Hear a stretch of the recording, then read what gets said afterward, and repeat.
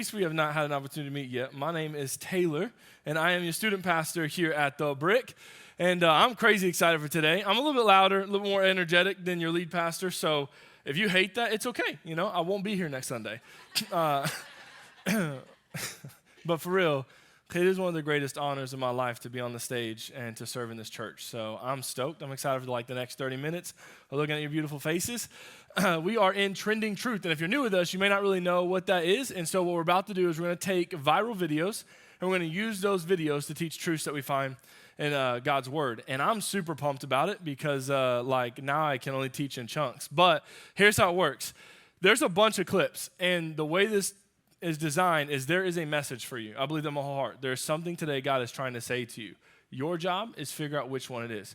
Might be one, might be two, it might be all of them. But the question for you to ask right now is what's God saying to you as we dive in to these clips. Now in this first clip, what we see is as a student pastor, there are some similarities between all of us as a general rule inside the church. And one of those things is youth pastors tend to sound cool when they're not actually that cool.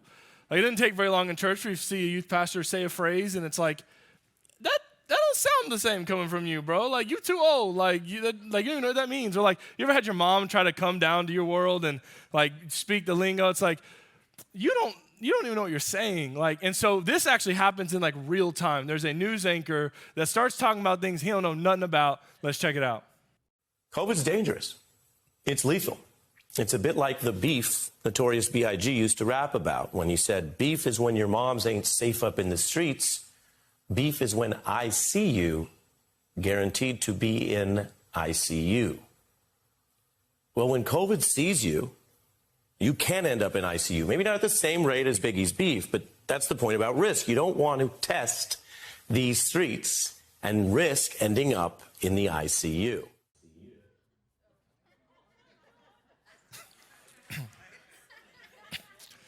Y'all know that boy ain't never seen these streets. Quit playing. He ain't walked the street a day in his life. And maybe I should have given you guys a trigger warning. This is not like an infomercial for COVID, but what I'm trying to help you see is that when you aren't you, everyone sees it. When you aren't true to who you're called to be, everybody knows it. You can try to fake, it's clear. This dude ain't never listened to Biggie a day in his life. He don't know a single song. Someone threw something on a teleprompter, he read it, and it didn't hit. He just got stuck. But I think a lot of times we find ourselves in that wrestle where we think that who we're called to be has to look like somebody else. Or we measure what God's doing in our life based off of what's happening in somebody else's. But it's interesting because in Ephesians chapter 2, verse 10, it says this, for we are God's masterpiece. He created us anew in Christ Jesus so we can do the good things he planned for us long ago. If we believe this, it changes everything. When you believe God made you on purpose with a purpose, when you believe you're God's masterpiece, that when he designed you in heaven, he did all of it on purpose. I don't care what God says to you now. It's not about how he moves in your life and me making my life fit yours. I'm enough. When God made me, he made me to be exactly what I was supposed to be, and I have the ability to walk out who he called me to be. And the problem is we find ourselves in these temptations, and our culture kind of revolves around comparing everything to everybody else. So we'll spend 2 hours taking 122 photos to make sure it's the perfect profile pic, right? If you're used to TikTok, you'll stand and spend 2 hours trying to get that perfect TikTok video, and sometimes it still don't hit. We'll spend our whole day on Instagram kind of comparing how many likes we have or how many likes we don't have. The problem is what we're doing is we're trying to compare our behind the scenes to everybody else's highlight reel. We are trying to compare our behind the scenes to everybody else's highlight reel. What's happening is you're looking at 15 seconds of somebody else's life and wishing that was yours, when all you see is your behind the scenes. All you see is the process it took to get you from where you are to where you are now. You don't see any of their process, right? So we're so caught up in their 15 seconds, and how come our life doesn't look like that? Why does my marriage not look as good on Facebook as theirs does? But it's you don't see what they look like. Listen, go spend a day in their house, girl. Quit playing. It ain't that good. That 15 seconds took them 2 hours to get their house that clean. And it was already dirty before that photo got posted. It's not real. And what's happening is we're trying to make our life look like somebody else's 15 seconds. But God's not trying to do that for you. He's trying to give you a lifetime that's good. God doesn't want you just to have good 15 seconds. He wants you to have a great every single day. God wants your life to be good, your family to be healthy, your kids to love him, for you to have a place in a world, in a community that believes and wants the best in you. So my challenge to you is stop comparing your behind the scenes to everybody else's highlight reel. This dude thought it was going to help him connect with some people, and all he did was look corny as a mug. Like, not a single word was believable. And what I want you to understand is the call of God on your life was built for you and nobody else.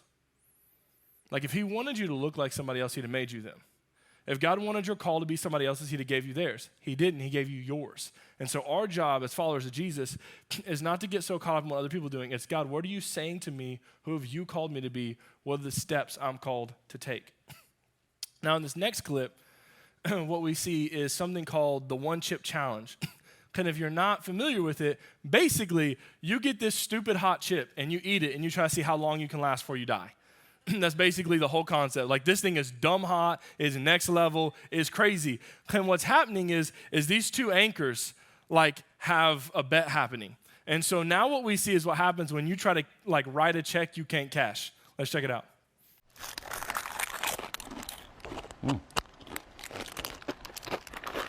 Oh, God.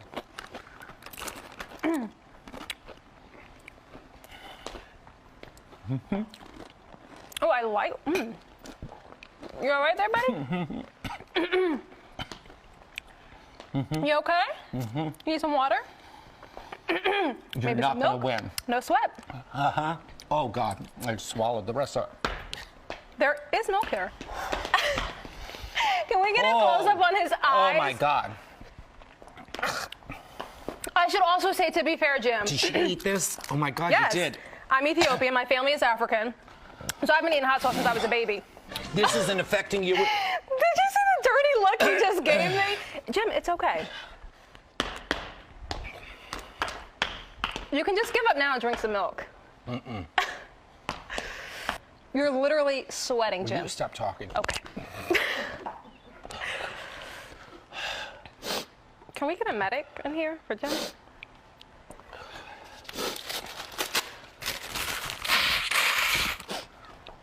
My lips are on fire. This is not affecting you at all? At first, initially, oh yeah, like my nose was like a little runny. But I'm okay now. You look good though, Jim. Sort of glistening, basking, shimmering. All right. So can you just say that I won? You didn't win. He didn't drink the milk, Have a but drink. I clearly won. Why? You let us know what you think. No. Oh, my God, I think I'm having a heart attack. All right, I can't. I'm going to... Oh, my God, I think I'm doing damage to my digestive system. It's fine. Oh.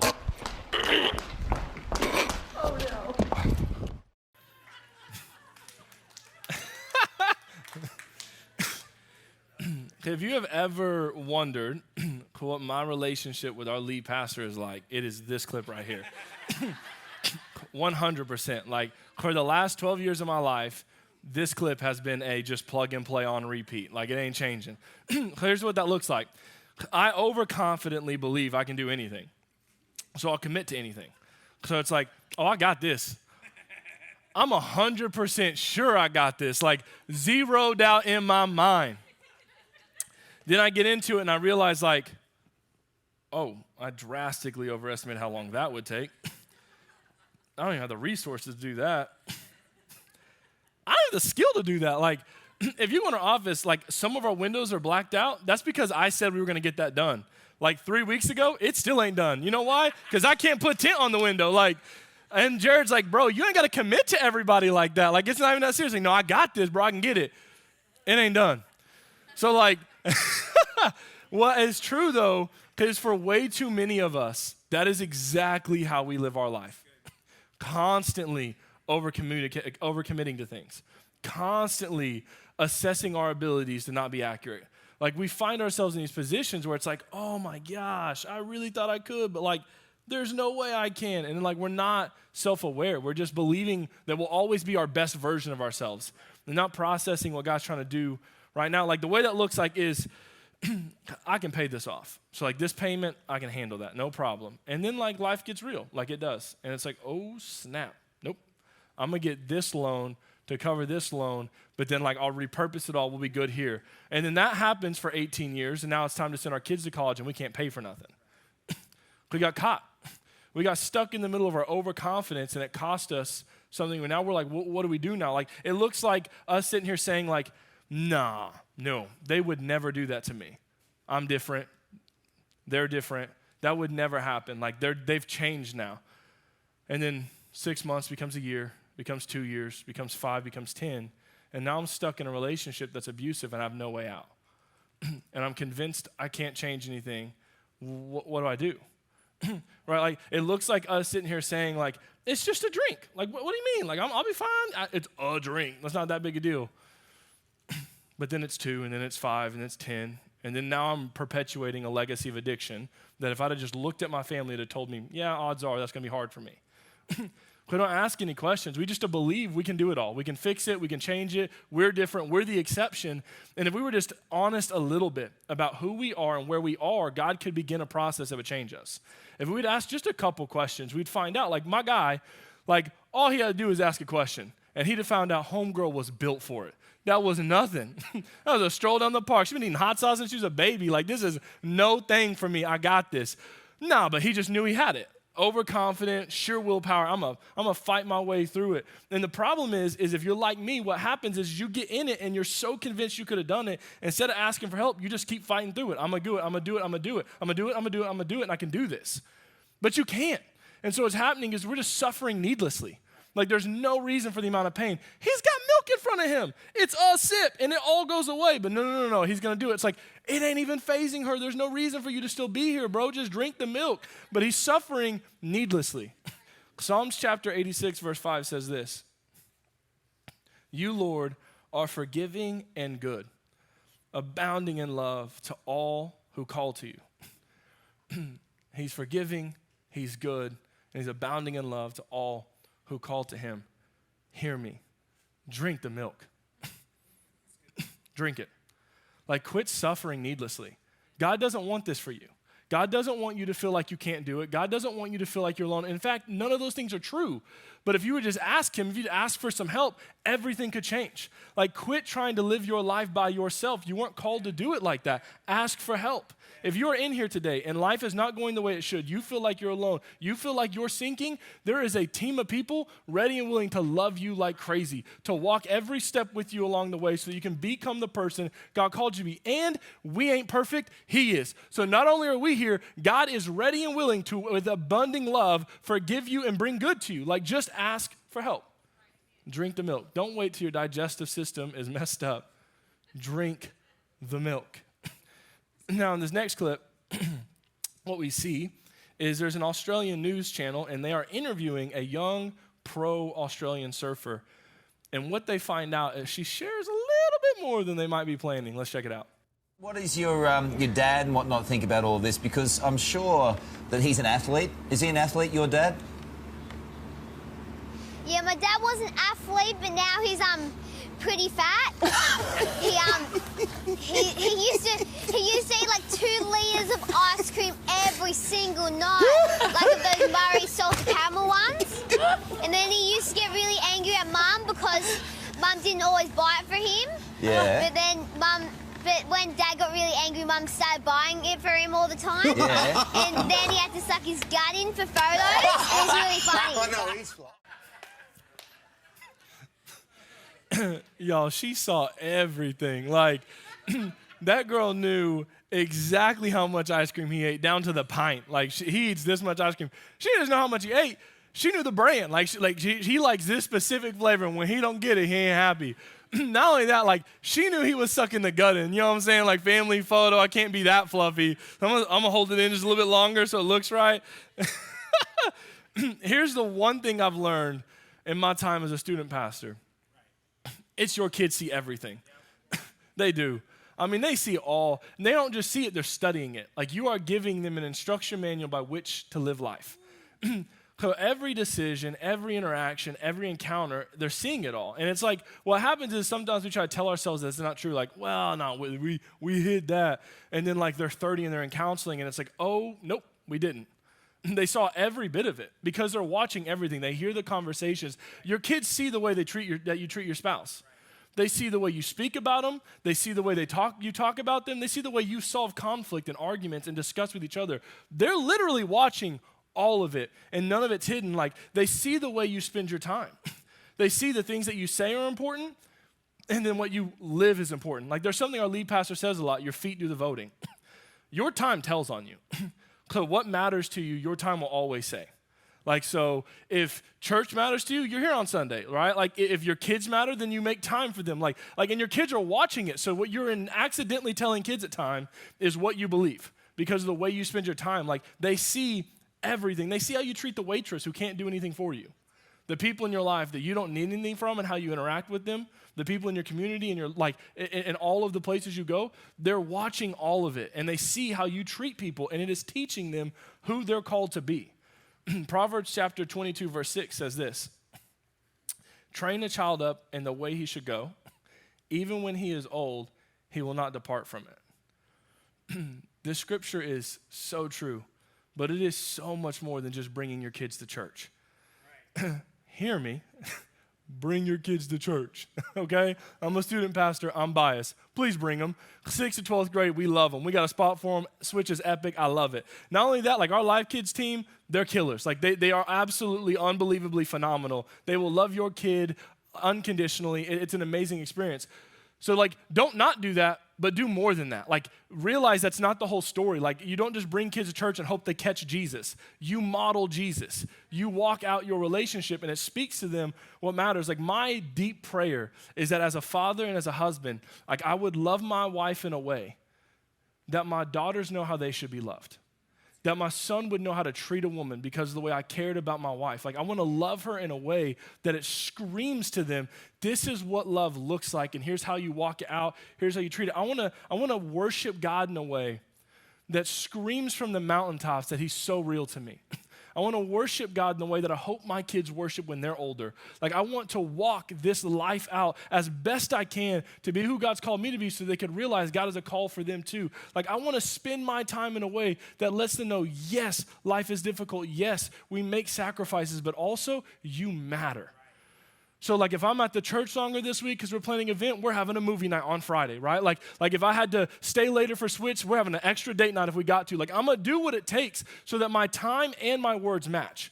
So that I'm not just saying things, but I'm also walking them out. And what happens is we live lackadaisically, and what happens is we accidentally create this wake of destruction that we don't know is happening.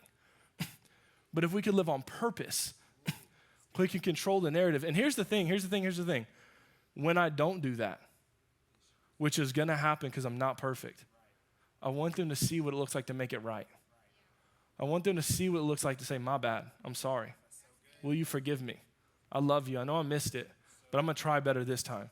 Like everything you do, your kids are watching, and my encouragement to you today is to live on purpose. Don't accidentally raise your kids, but do every moment with intentionality and watch God use that so that when they grow up, they're not departing, they're stepping in who God's called them to be. Now, this next clip, what we see is, sometimes you just can't do it alone. And this next clip kind of shows us what that looks like.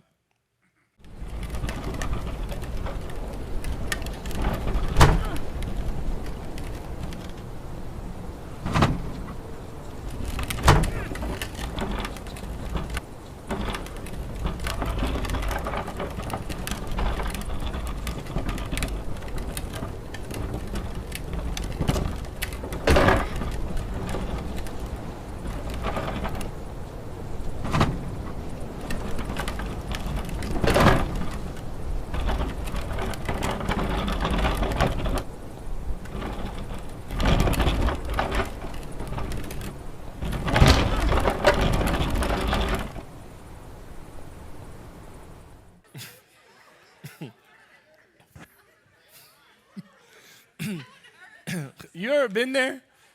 You know what I'm saying? Like I took 2 steps forward, 4 right back. Like he literally ends in this video at the exact spot he started. Like he made no ground. All he did was get whooped. And unfortunately, that's how we live. We think we can do it alone. Like I'm going to pull myself up by my bootstraps. If I just try hard enough, I work hard enough, if I save enough, I make enough, we'll be good. Because we're convinced, like just through sheer willpower, we can be everything we need to be to everyone we need to be it to. You can't. You absolutely, without question, cannot live this life by yourself. Not only can you not, you weren't made to. God wanted you to live in community. He wanted you to have people that would celebrate you and see God's best for you and be around you and be a part of the story. And you can try. Then what will happen is you will die trying, or you will get to the top and find out you have no one to celebrate with and it doesn't satisfy at all. And it's how it plays out for every single person. And what I want you to understand is God has so much more for you than to try to be a lone ranger. He has a beautiful story and a family he wants to build with inside you. Ecclesiastes chapter 4, verse 12 reads like this. Though you may be overpowered, two can defend themselves. A cord of 3 strands is not easily broken. Now, I have a bracelet on my wrist. I don't know why you would know that. I guess you wouldn't, but I'm going to tell you anyways. It's here. So, and I've had this on my wrist for like 12 years. I got this when I was 16, and this thing has been through everything. We're talking like hot, sizzling skillets at Chili's. We're talking about hooking on doorknobs, like babies pulling at it, trying to climb a cell phone tower. I wasn't very helpful, honestly, but I was there. It's just seen it all. This bracelet's been there, done that, around the corner a few times. It's still here and trucking. And that's what a 3-stranded cord looks like, is when things come together, they run further, they last longer, they fight harder, they jump higher. When you get the right people in your life, you can do this thing. And not only can you do this thing, you can thrive doing it. You can crush what God has for you when you surround yourself with the right people. God has so much more for you than to try to do it solo. And the way I would say it is you can't fulfill the call of God on your life without people. You can't. Because the thing that God made you to do, you can't do it alone. If you didn't know God made you for something, listen, we say something around here a lot, and that you were created on purpose with a purpose. The fact that there is breath in your lungs means there's something God wants to do through you and nobody else. You have a unique, specific purpose God put inside you that in his hands can change the world. It can change your environment. You can make a whole new legacy for your family. But what you can't do is that by yourself. You need people. And when you get them in your life, they can change everything. Anything God calls you to do is going to require people. So when you get the right ones, it can change the whole narrative. The whole story shifts. You can run farther, jump faster, make this thing happen. You can crush life. Now, in this next clip, what we get to see is, I think, what those people should look like. Now, when we watch this clip, I want you to pay attention to the young man who's celebrating his friend for getting the answer right. Let's check it out. Number 5, King. Where's number 5? Show us 5. Where's 5? Hold it up. All right. Clap for King. Clap for King. All right. King, show us number 1. All right. Clap for King. Clap for Okay, King. King, show us number 2. Number 2, King. All right, clap for King. We all need that kind of energy in our life. We need that kind of vibe, those kind of people, celebrating us, believing in us, fighting for us. Now, to be clear, I'm not saying you need a whole team of yes men that tell you you are right in the good and the bad. Decision is hot trash. No, you got it, girl. You can do it. Nah, bro, you can handle that. That, it'll work. It'll work out. It'll buff out. God's got that. No. I'm not saying we need yes men. What I am saying, though, is you need people in your life that celebrate every step, encourage every step, challenge you when necessary, but are there for you every single step along the journey God's called you to. It looks like those moments where it's I'm not sure I should serve or not. What do I have to offer? I can't preach. I can't sing. I guess I could high five, but what's that going to do? Coffee? You need someone in your life to say, are you kidding me? Yeah, no, you matter. If you only knew what God put inside you, if you only had a glimpse at the gift God put on your life, you know he wants to do something through you. If you would just take a step towards who God's called you to be, you would start to see some things break loose. You need people in your life that are yes, you should serve because you're incredible. You've got an amazing story and God built you for this. And when you take the step, it will make all kinds of things happen. You need people who, when you're I know I'm supposed to make some more time at home, but I don't know if I can afford it. You need someone in your life that's no, you can't afford not to. Right now, comfort is not worth a 30-year-old who doesn't want to talk to you. It's real. Like, it's not worth it. Like, yeah, you should stay home because your kids know they need to be loved. Like, you need to model who God's called them to be in front of them. So 65 hours, 80 hours every single week where you're never home isn't doing that. So you're doing is you're allowing culture to teach your kid how to be a man, how to be a woman. And it's like God's called you to be home. And I'm not saying like we shouldn't work. Man, don't work, you don't eat. You know what I'm saying? You gotta get some food in that belly. What I am saying is we have to be intentional. And you need to have people in your life, when you feel that tug of war happening, they're pointing you back to your family, not away from it. Okay, it looks like realizing that like, I'm scared to invite. I've got this person at the gas station that's been on my heart for a while, and I just like, how am I gonna talk to them? Are you kidding me? Do you even know your own story? Man, if you just told them what God's done for you, you wouldn't need to invite. They would just show up. The fact that some of you are sitting in these seats is a testament to God's goodness. You are walking miracles.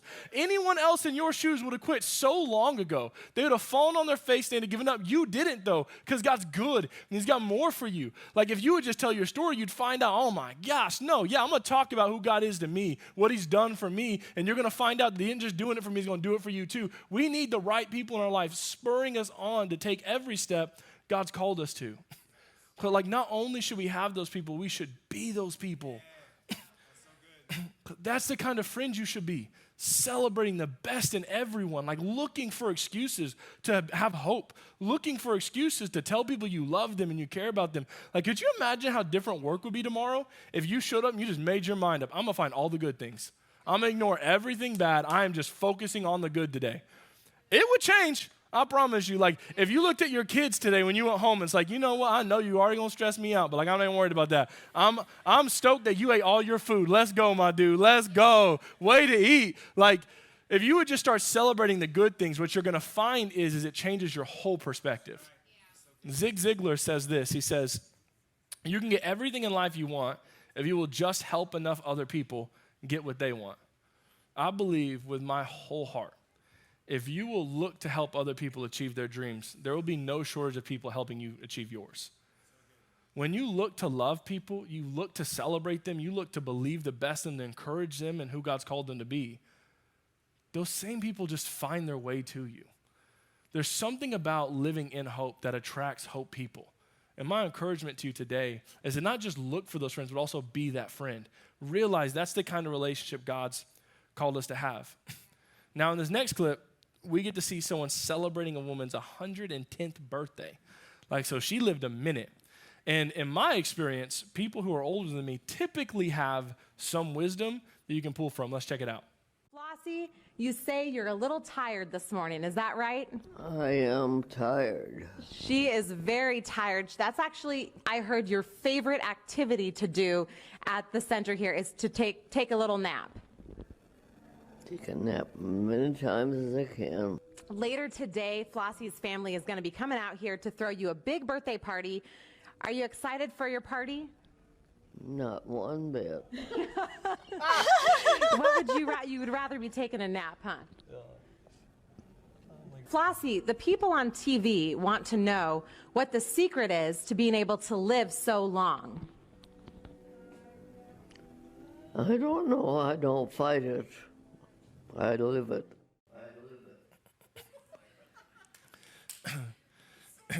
She says something that, in my opinion, is incredibly profound, and it is don't fight it, live it. For so many of us, and myself at times, like this is real, like we feel like we're fist fighting the world. Like it's our job to get everyone to understand what's right and wrong. And it's like we're waging war on our own life, on our own families, and our own relationships because it's like all about trying to prove someone right. It's interesting though because like Romans chapter 12 verse 18 says this, if it is possible, as far as it depends on you, live at peace with everyone. As far as it depends on you, live at peace. Our purpose in life is not to tell everyone they're wrong. It's not our job to have to prove everyone wrong or to get everyone to see our specific worldview. Like, it's frustrating, though, because, like, some people sound dumb. Can we just be real? Like, sometimes it's difficult. Like, did you hear what they said? No, I did. But, like, we still been called to fight for peace. Like, we still need peace in our homes. Like not having the last word is worth peace in your home, right? Like, so not having the last word in the argument with your husband or your wife is worth having peace in your home. It just is. Like, sometimes peace is worth not being right. Even if you know you're right, peace is worth it. Peace in your soul, peace in your home, peace in your life, peace in your relationships is worth it. Sometimes it's just okay not to be right. It's not the end of the world. Like, it'll be okay. Like, peace is worth not seeing somebody else get theirs. And I know that sucks. I know that's hard because sometimes you want to. But like, it's not your job to see the retribution come. It's your job to fight for peace. Because when you're at peace, everything's different. Forgiveness comes easier. Patience comes easier. Kindness comes easier. Like, fight for peace. It's not our job to fight, but it's our job to follow. Here's what Proverbs chapter 3, verses 5 through 6 says. Trust in the Lord with all your heart. And lean not on your own understanding. In all your ways submit to him, and he will make your paths straight. This is the recipe on how to live life, not fight it. Trust God. If he was sufficient to save your soul, he's probably big enough to take care of the argument, right? Like if he created the whole earth, spun it all into creation, made you, made all this, like he's probably big enough to right the wrong. Our job's to trust him. Our job's to do what he's called us to be who he's called us to be. And he says, fight for peace. He's looking to fight for peace. Like God has done so much more for us. It's like, it's even when you don't understand it. Like, lean not on your understanding. There are times in my life where like what seemed like the right call, given some time, turned out it was not the right call. Like, and if I'd have just trusted God the first time, like I wouldn't have felt the sting of the second time. Like, we would have got there, right? Like, if I just trust him, like trust God. If he's big enough, he's big enough. Like, he's either worth trusting or he's not. So like, trust him. Even when it doesn't make sense to you, trust him. And then in all your ways, follow him. It's realizing like God didn't call part of your life, he called all your life. So God, yeah, you get my time. You get my finances. You get my arguments. You get my Facebook feed, my Instagram feed. You get my marriage. God, you get all of it. And in all those ways, I'm going to do my best to follow you. And what happens is when you do that, it says he'll make your path straight. When you're chasing down, you give him all that you are. Even the areas you don't make sense, you give him all your areas that says he's going to make your path straight. Trust the man. He's been doing it a long time and he got you here. You're still in your seat. You still got breath in your lungs. He ain't done with you. Trust him to make it right and he will. And you'll find out all your paths get made straight. He'll turn a left turn straight so quick. He'll make a bad decision and make it look like it was a right decision. Like God will get you from places that you never were supposed to be in and find a way out for you because you trusted him. He's got you. You can trust him. Now in this next clip, what we see is for some of us, life has not been kind. It hasn't been easy for all of us.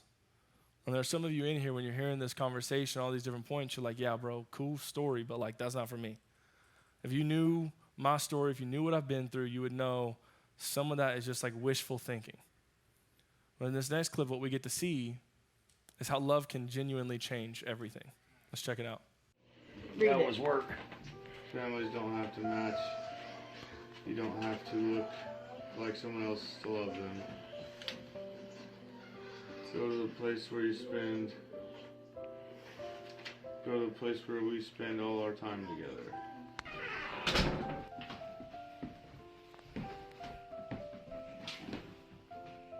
What's it say? Not flesh of my flesh, nor bone of my bone, but still miraculously my own. Never forget, for a single minute you did not grow under my heart, but in it.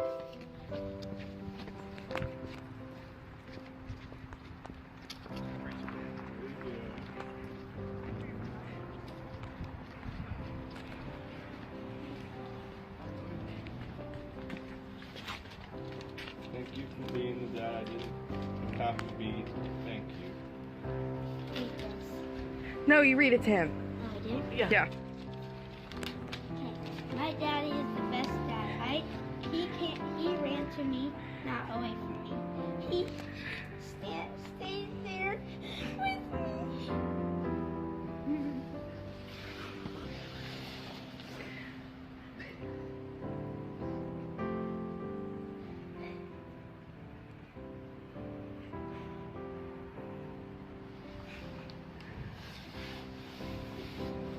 He taught me to ride my dirt bike. You made me feel better when I had a broken arm.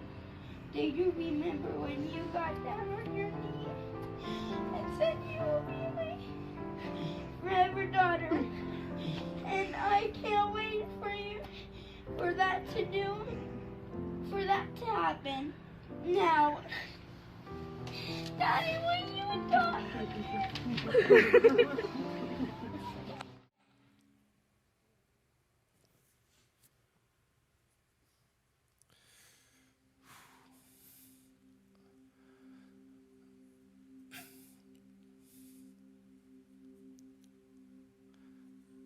In the letter she wrote to her dad,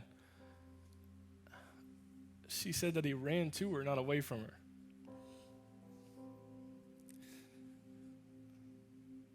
And maybe for a lot of you today, you feel like God's been running from you. It's the wrong perspective. He's been chasing you. He wants a relationship with you. Like, he's here for you. Your failures, he wants it. Your sin, he wants it. Your insecurities, he wants it. He wants all of it.